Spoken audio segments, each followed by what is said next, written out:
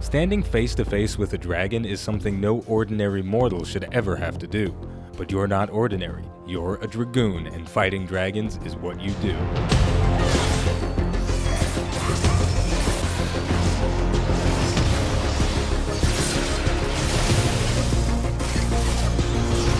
Final Fantasy XIV's Dragoon transforms its players from a lancer, a simple spear fighter, into a high-flying, acrobatic dragon slayer. It uses straightforward combos and buffs, but there's still a decent amount of information packed into each skill, and in today's overview, we're going to break it down. Let's get started.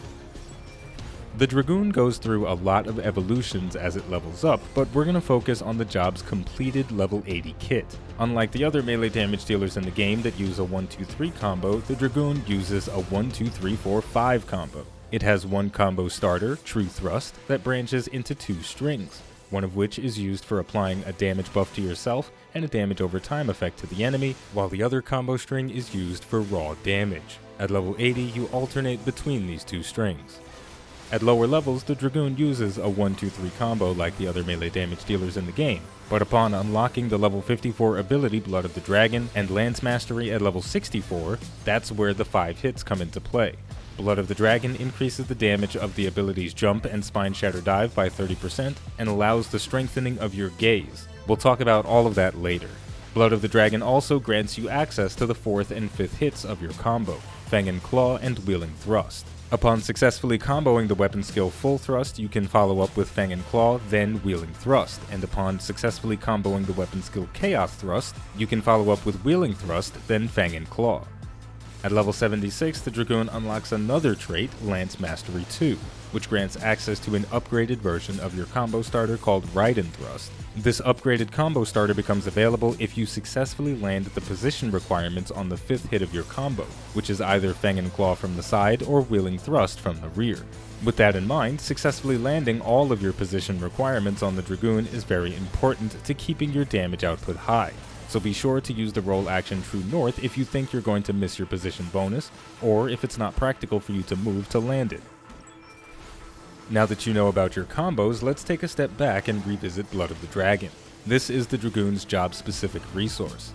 Blood of the Dragon has a 30-second duration, but it can be extended indefinitely by Fang and Claw and Wheeling Thrust. Successfully landing those weapon skills increases the duration of Blood of the Dragon by 10 seconds up to a maximum of 30. Next, upon learning the level 70 trait Life of the Dragon, you can start strengthening your gaze. What the hell does that mean? Using the ability Jump, or the upgraded version High Jump, has the additional effect of granting you a buff called Dive Ready, which lasts for 15 seconds. While you're Dive Ready, you can execute the ability Mirage Dive, which strengthens your gaze. After your gaze has been strengthened 2 times, you can use the ability Eorzea to transform your Blood of the Dragon into Life of the Dragon. While you're in this state, Eorzea is changed into Norvrandt, a more powerful attack with a shorter cooldown, and you can execute the ability Star Diver, a powerful AoE attack. Life of the Dragon lasts for 30 seconds, during which time you can execute 3 Novrandts before transitioning back into Blood of the Dragon. The last things to mention are the Dragoon's buffs. Lance Charge increases your damage dealt by 20% for 15 seconds on a 90-second cooldown. Dragon Sight is a targeted ability that increases your damage dealt by 10% and a target party member's damage dealt by 5% for 20 seconds on a 120-second cooldown.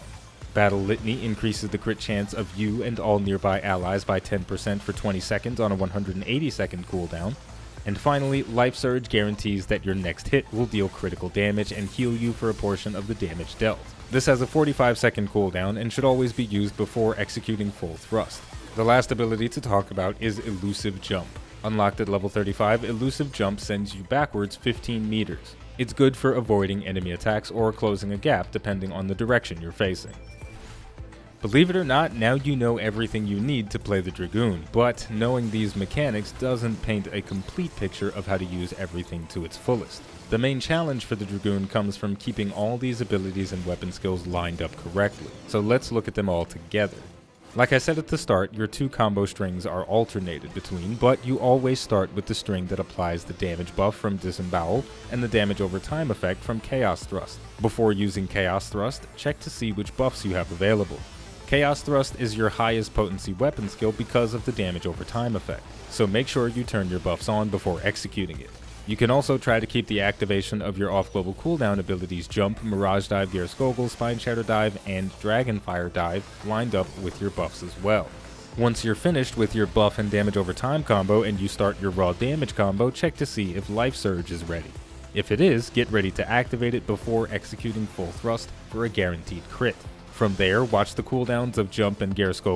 Once in Life of the Dragon, use Nastrond whenever it's ready and make sure to squeeze 3 of them into the duration of the buff and don't forget to use Stardiver. Once all of that is done, keep an eye on your cooldowns and make sure everything lines up. And there we go, now you really have all the tools you need to start mastering the Dragoon. While it does seem like there's a lot of stuff to manage with this job, the job's mechanics manage themselves and the only thing you need to keep your eyes on are the cooldowns and your positioning. Before we close out completely, I want to give a shout out to my newest patron, Ziona. You know you're awesome, I know you're awesome, but now everybody else knows you're awesome too. So thank you very much for your patronage, I greatly appreciate it. And I appreciate everyone else who is gracious enough to become a patron. Now, if you enjoyed this video and you'd like to support the channel more than you already do just by watching, liking, subscribing, and commenting, you can head over to patreon.com/iBluairJgR to become a patron. As always, the name of the game is Final Fantasy XIV, the name of the channel is iBluairJgR. There's plenty more content coming, stay tuned for more, and I'll see you next time.